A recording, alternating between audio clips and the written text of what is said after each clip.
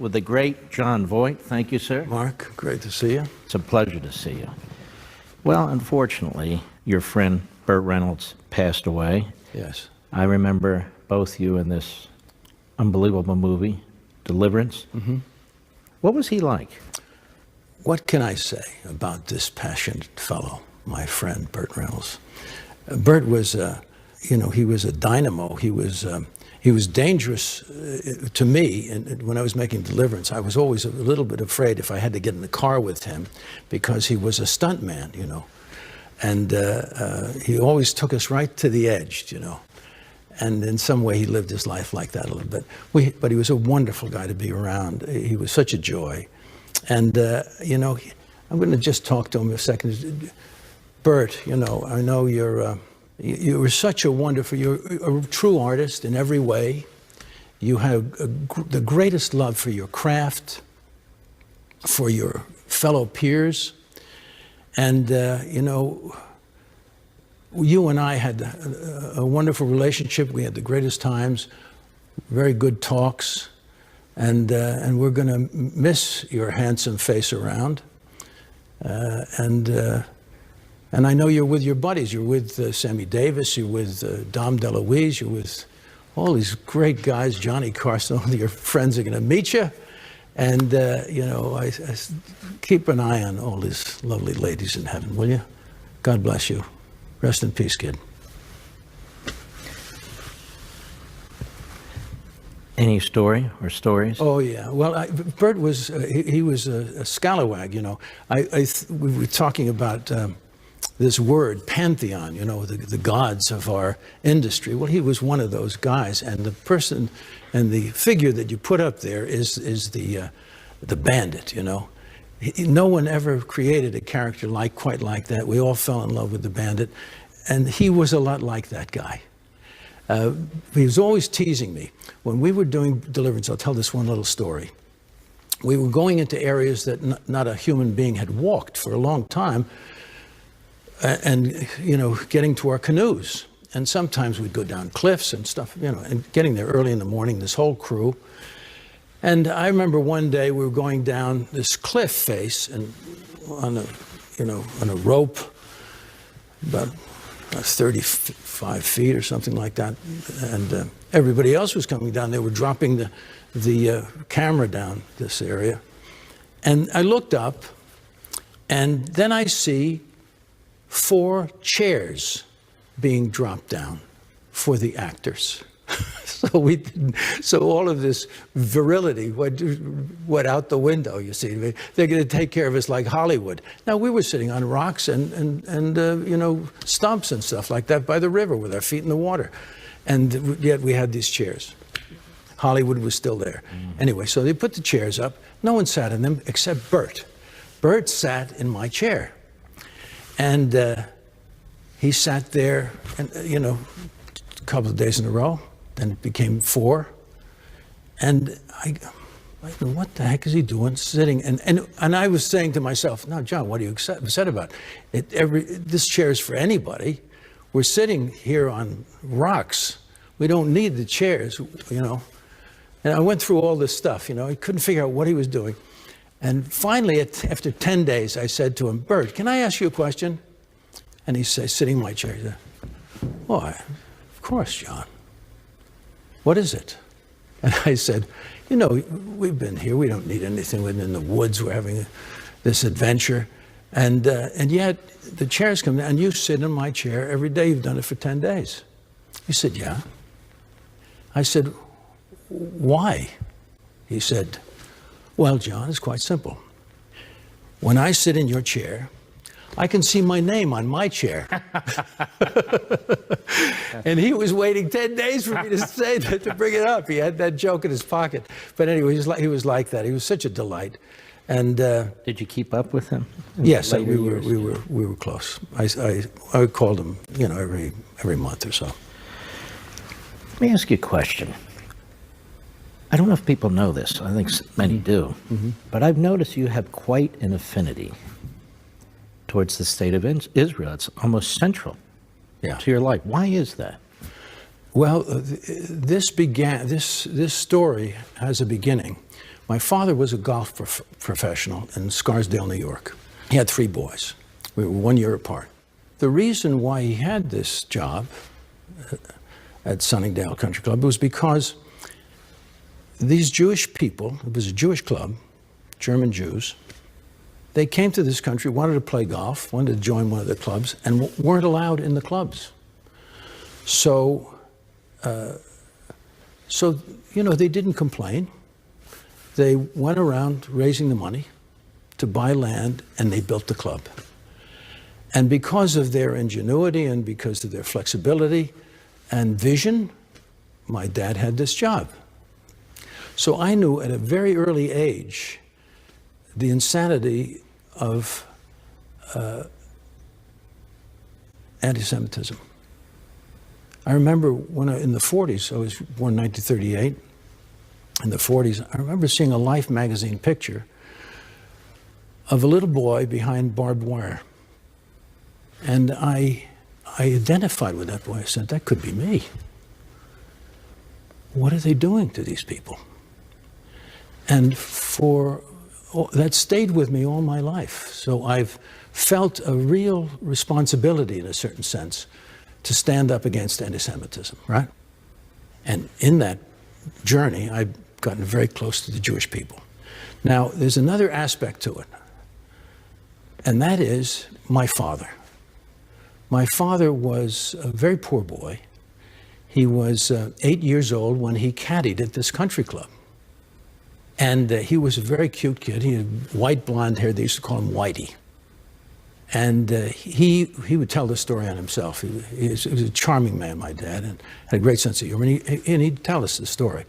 He said, you know, how he would caddy at 8 years old. He was making more money than his dad was, taking care of his family, and three siblings.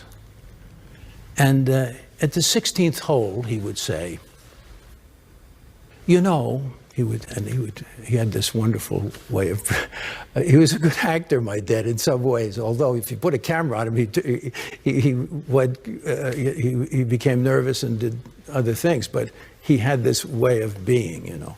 And he said, the 16th hole, this little boy would say, you know, it's my birthday today.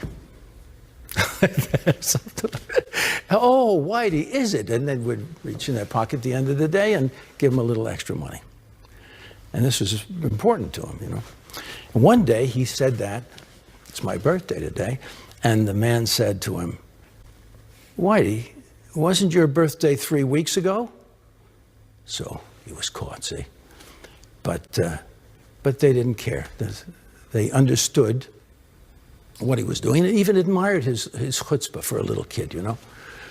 And they kind of embraced this young man, and they taught him many things. My father, this happened later on in my life, I realized that my father had been, when he was instructing somebody else, I found out some of the things that he was given as instruction by these memberships, by this membership of the club. They would give him words to say at the beginning of the day. Here's 3 words, Whitey, and at the end of the day, I want you to come back and put them in a sentence or something like that, right? Just improving his vocabulary. How old was he when he Well, started? 9, 10, 8, 9, 10, 11, you know, all the way up. And he was fastened to this club. They taught him how to behave at the table, different things, manners and things like that, you know. As I realized, as I got older, I said, that's pretty interesting. And it occurred to me when I was 14, I had a kind of an epiphany.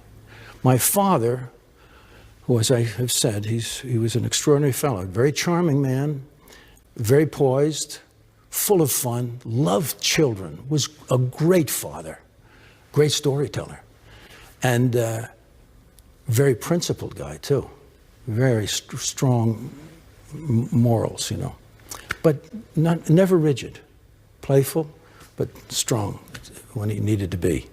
Everybody admired this guy.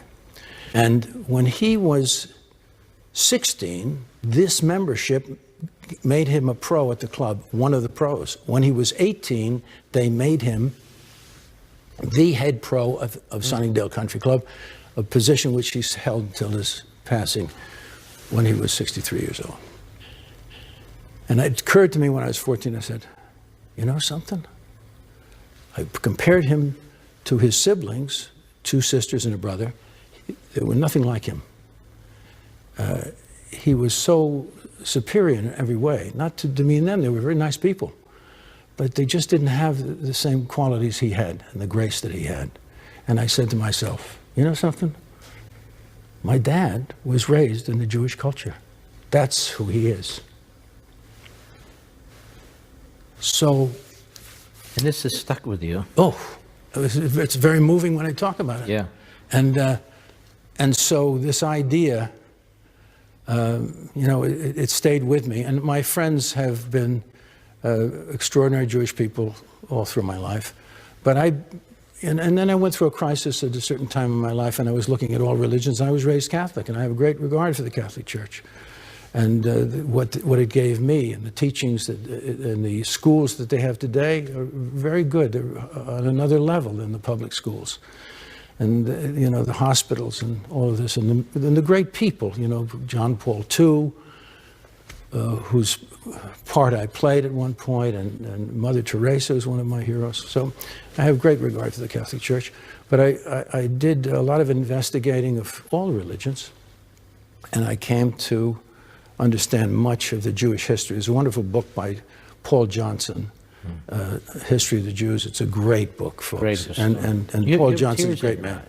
What's that? You have tears in your eyes. Well, I think righteousness brings emotion out of me.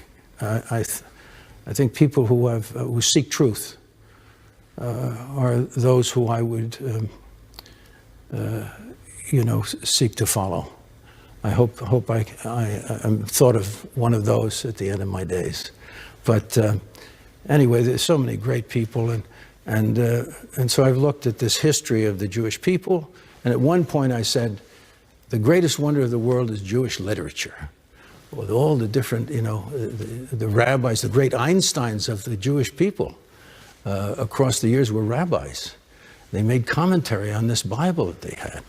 We have just coming up almost at the present time with the Hasidic people, when there was a need for something else in the Jewish world, when people the people in Europe, this part of Central Europe, were bereft of the ability to read all this literature.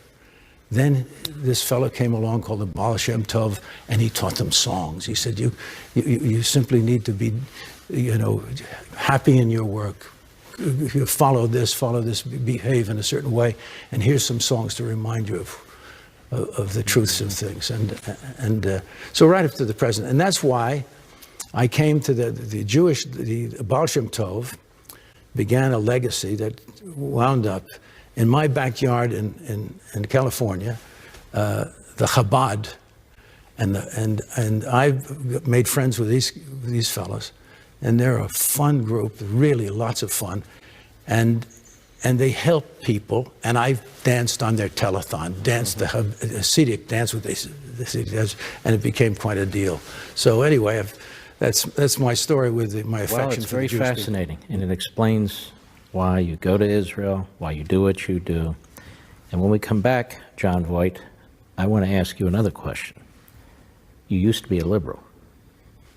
How did you become a liberal? When did you find that out? I found that out. And then you became a conservative. Yes. I want to know how you became one, and then how you became another. Yep. Ladies and gentlemen, don't forget, each week you can watch me on Levintv most of the week. Go to crtv.com/Mark and sign up and join us, crtv.com/Mark, or give us a call at 844-LEVIN-TV, 844-LEVIN-TV. We'll be right back.